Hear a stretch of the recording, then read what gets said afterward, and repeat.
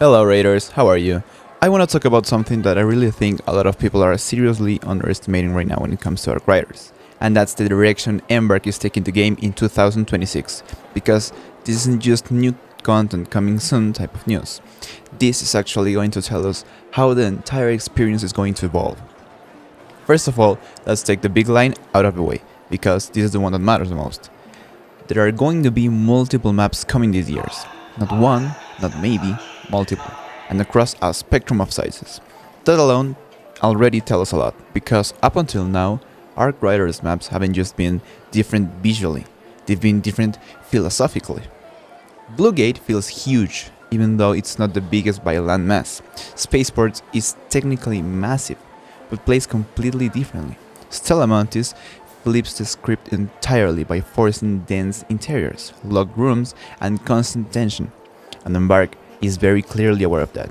Virgil Watkins, the design director of the game, straight up says that when they think about maps, they're not just thinking in terms of size, they're thinking about how the map feels, how it funnels players, how enemies behave inside it, how loot is distributed, how fast things collapse, and how players end up interacting with the environment, with enemies, and with each other. That's important because this means future maps are not going to be more of the same but bigger.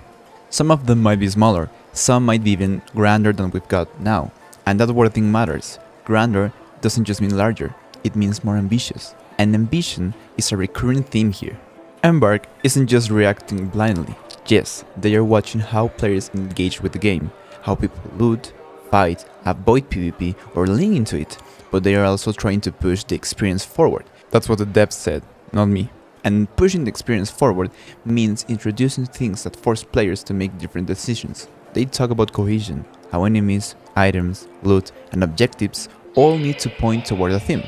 The goal is that when an update drops, players don't just say new map, they say, oh, this update changes how the game feels. Stella Mantis is the clearest example so far. It wasn't just another zone, it introduced rare tech, new blueprints, and even exclusive enemies like the Shredder. That enemy only exists there, and that's intentional. It ties progression and location together. And that philosophy is clearly going to continue. Future maps are being designed around new experiences. This could be new map conditions, enemy compositions, or escalated loot. The key thing is that each map isn't just a playground, it's a rule set. You're meant to approach each one differently. The devs even gives examples like how tools you already have might suddenly matter more depending on the layout. Ziplines, mines, noisemakers, things that maybe feel optional on one map suddenly become extremely valuable on another because of density, sidelines, or verticality. That's a huge long-term depth. Now, size-wise, they openly admit that raw land area doesn't tell the whole story. Bluegate isn't the biggest, but it feels massive because of how it's laid out. Spaceport is physically the largest, but its openness changes how you move or fight. Bird City and Bluegate are similar in scale, yet completely different in pacing. When Embark says future maps will range from smaller to even grander than we've got now, that suggests variety, not power creep, and that variety directly ties into PvE and PvP balance. Dense interiors like Salamantes naturally encourage PvP. You can't avoid people forever when you're navigating hallways, locked rooms, and choke points. Embark acknowledges that. They know that when you design a space that's spider-nesty, it evolves a certain kind of playstyle. But that's only one lever. They also talk about pacing, spawn density, travel time, collapse speed, and how quickly locations become contested. All of that determines whether a map feels tense, slow, chaotic, or controlled. And then there is the technical reality. They openly say that server performance matters, client performance matters. You can't just throw infinite players and infinite arcs into a map without consequences. Some maps, like them, are already right up against performance limits because of density and complexity. So every map is a balancing act, ambition versus practicality. Which brings us to PvE escalation, because players are getting better, like way better. Embark admits that experienced players have figured out current grounds. They know attack patterns, they know how to avoid damage, how to deal with queens and matriarchs efficiently, and that creates a problem. When mastery removes danger, the game loses tension. So Embark wants to escalate PvE, but not just by making enemies tankier or recoloring existing ones. They are looking at variants, changes in attack patterns, weapon loadouts, armor, and behavior, enough to create distinct gameplay without falling into lazy reskins. At the same time, they are teasing things that are way beyond what we fight now. Those gigantic arc just walking in the background? Yeah, they are not decoration, they are a statement of scale. Will we fight them soon?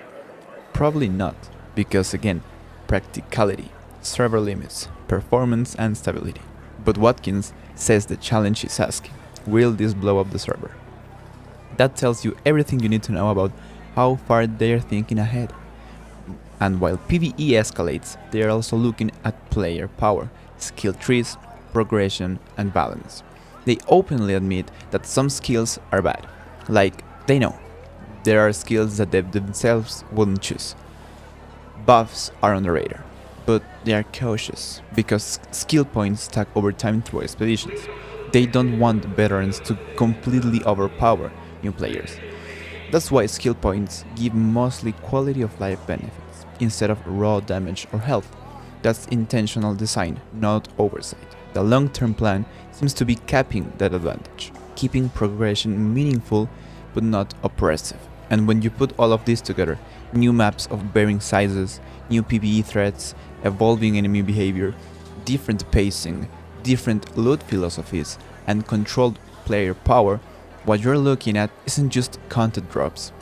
You're looking at a game that's being reshaped over time. Arc Riders isn't trying to stay static. Embark is very clearly designing future updates so that each one asks players to relearn parts of the game. New decisions, new risks, new ways to approach familiar tools. And that's why the map discussion matters so much. Because maps aren't just where the game happens, they are the game. And if Embark delivers on this roadmap the way they're describing it, Arc Riders in a year is going to feel fundamentally different from the Arc Riders of today. Not because it abandoned its identity, but because it expanded it. And honestly, that's exactly what a game like this needs. That would be it for today's video. Remember, as always, subscribe, comment, and leave a like. Thanks for staying by, and goodbye.